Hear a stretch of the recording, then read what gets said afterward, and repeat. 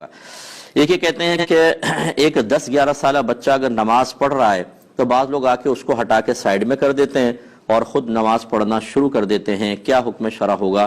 کیا بچے کی نماز رہے گی یا ٹوٹ جائے گی؟ لیکن پہلی بات تو یہ کہ اگر بچے کے 3 قدم انہوں نے چلوا دیے، ہٹایا بچے نے 1 2 3 قدم، تو بچے کی نماز ٹوٹ گئی. اسے دوبارہ نماز یعنی نیت دوبارہ باندھنی ہوگی. یہ تو ٹوٹنے کا مسئلہ ہو گیا. اب ذرا جو جتنے ہمارے بزرگان دین سن رہے ہیں وہ ذرا سماعت فرمائیں. مسئلے ہمیں بالکل پتہ نہیں ہوتے، دین کی ABC ہم نے سیکھی نہیں ہوتی، لیکن یہ 45 سال سے نماز پڑھ رہے ہیں، ان کے سفید داڑھی ہے، یہ صاحب جو ہیں مسجد کے انتظامات میں حصہ لیتے ہیں، تو سب سے بڑے مسجد کے مفتی یہی ہیں. یہ جو کریں گے وہ صحیح کریں گے. اب اچھی طرح سمجھ لیں کہ شرعی مسئلہ کیا ہے. یہ یاد رکھیں کہ جو نیت کا اہل ہو، جس کو شریعت نے جس کی نیت کو ویلڈ مانا ہے، وہ مسلمانوں میں 7 سال کا بچہ ہوتا ہے. یعنی جب وہ 8ویں سال میں لگ جائے تو وہ باقاعدہ نیت کا اہل کہلاتا ہے. اس سے چھوٹا بچہ جو ہوتا ہے اگر نماز کی نیت باندھ بھی لے تو اس کی نماز نہیں کہلاتی، کیونکہ وہ نیت کا اہل نہیں ہے. ہاں اگر سمجھدار بچہ ہے 6-6.5 سال کا مثلا اور بڑا بھی لگتا ہے تو ٹھیک ہے، اس کا بھی اعتبار کرنا چاہیے، لیکن عمومی طور پہ نیت کا اہل 7 سال کا بچہ ہوتا ہے، اسی لیے اس کو سمجھدار بچہ کہتے ہیں. یہ اعلیٰ حضرت امام علیہ سنت دیگر اکابرین نے فرمایا کہ اگر تو بچے جماعت کے ہونے سے پہلے ہی 2-4 جمع ہیں تو ترتیب یہ ہوگی کہ پہلے بڑے ہوں گے پھر بچے پیچھے کھڑے ہوں گے. لیکن اگر ایسا نہیں ہے، 7 سال سے بڑی عمر کا بچہ اور وہ صف کے بیچ میں کھڑا ہو گیا، کہیں پر بھی کھڑا ہو گیا، تو چونکہ وہ نیت کا اہل ہے، اور جو نیت کا اہل ہوتا ہے وہ جماعت میں مکمل طور پر شامل ہونے کی صلاحیت رکھتا ہے، اور اس سے قطع صف نہیں ہوگی. قطع صف اس سے ہوتی ہے، صف کٹتی اس سے ہے جو نیت کا اہل نہیں ہوتا. تو اتنا چھوٹا بچہ اگر شامل ہوتا تو اس کو پیچھے کر سکتے تھے، لیکن جو 7 سال کا بچہ ہے وہ تو نیت کا اہل ہے، جہاں چاہے کھڑا ہو جائے. اب یہ صاحب آ کے اس کو پیچھے کرنا شروع کر دیتے ہیں. کیوں کر رہے ہیں آپ یہ بتائیے؟ کہاں سے آپ نے شرعی مسئلہ سنا کہ 7 سال کا بچہ کو بھی آپ پیچھے کریں گے؟ اور بعض تو اس سے بڑھ کر ایک نادانی کو ثبوت دیتے ہیں. بچوں کہتے ہیں بیٹا صف کے کونے میں چلے جاؤ. کیوں چلے جائیں؟ اگر وہ صف پہ کھڑے ہونے کے قابل نہیں ہے تو کونے میں بھی صف ہے، وہاں کیوں بھیج رہے ہیں آپ؟ لیکن کچھ پتہ نہیں ہے دین کا، کچھ پتہ نہیں ہے کہ کیا ہے مسئلہ، وہاں چلے جائیں.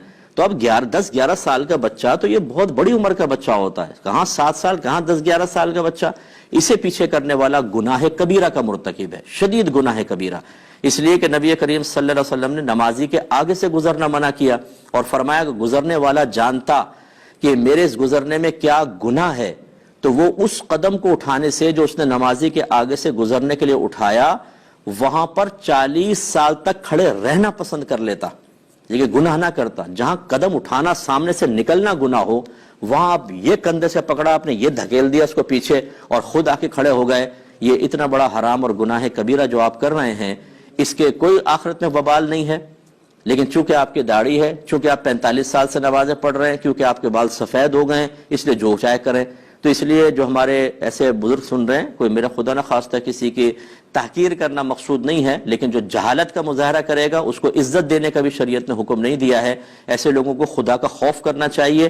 اور بچے ویسے ہی ہمارے مسجدوں میں نہیں آتے، یہ اس قسم کے لوگ جو ڈانٹ ڈپٹ کے ادھر جاؤ، کونے میں جاؤ، کیوں بیچ میں کھڑے ہوئے، پیچھے دھکا دے رہے ہیں، بچے مایوس ہو کے چلے جاتے ہیں. اس سے بہتر ہے کہ آپ مسجد میں نہ آئیں، کیونکہ آپ کو پتہ ہی نہیں کہ کیا کرنا ہے کیا نہیں کرنا، آپ الٹا گناہگار ہوں گے. آخری وقت اپنا وہاں پہ اپنے گھر پہ اللہ اللہ کریں، یہ زیادہ بہتر ہے آپ کے لیے. چہ جائے کہ آپ بغیر علم کے مسجد میں آ کے فتنہ فساد کریں. بعض اوقات بچے اتنا شور نہیں کرتے جتنے اس قسم کے لوگ شور مچاتے ہیں. اتنا شور ہوتا ہے، چیخ چیخ کے بچوں کو کہہ رہے ہوتے ہیں. بھائی اگر وہ بچے شور مچا رہے ہیں مسجد میں، غلط کر رہے ہیں، لیکن آپ جو ڈبل شور مچا رہے ہیں وہ تو خلاصہ کلام یہ ہے کہ برا نہ مانیں. ہمارے الفاظ بعض اوقات آپ کو سخت محسوس ہوں گے، لیکن اگر نبی کریم صلی اللہ علیہ وسلم ایسی چیز ملاحظہ فرماتے تو آپ اسی طرح جلال میں تشریف لاتے ہیں. اصل میں ہم نے تو پڑھی نہیں حدیثیں، سرکار کی رحمت کے واقعات تو پڑھے ہیں، ذرا جلال کی بھی پڑھ لیں کہ نافرمانی رب پہ سرکار صلی اللہ علیہ وسلم کس طرح جلال میں تشریف لاتے تھے. یہ اس وجہ سے ہماری مسجدوں کا بیڑا غرق ہو چکا ہے. جو لوگ صاحب علم نہیں ہیں وہ ایسے بھی آپ کو ملیں گے کہ اگر کوئی عالم سمجھانے لگے گا وہ اس کے خلاف ہو جائیں گے. نہیں، ہم جو کر رہے ہیں وہ صحیح کر رہے ہیں، آپ غلط کہہ رہے ہیں. صرف اپنی ایگو، انا، صرف اپنا وہ پن، بڑا پن، اور یہ سوچنا کہ اگر میں ان کی مان لوں گا تو پوری مسجد کہے گی آپ کو تو پتہ نہیں تھا. اس آپ نے آپ کو جھوٹی عزت کے دائرے میں لانے کے لیے اور جھوٹی حقیقی ذلت سے بچانے کے لیے اس طرح کے معاملات. تو بہرحال ایسے بچوں کو بالکل نہ روکا جائے.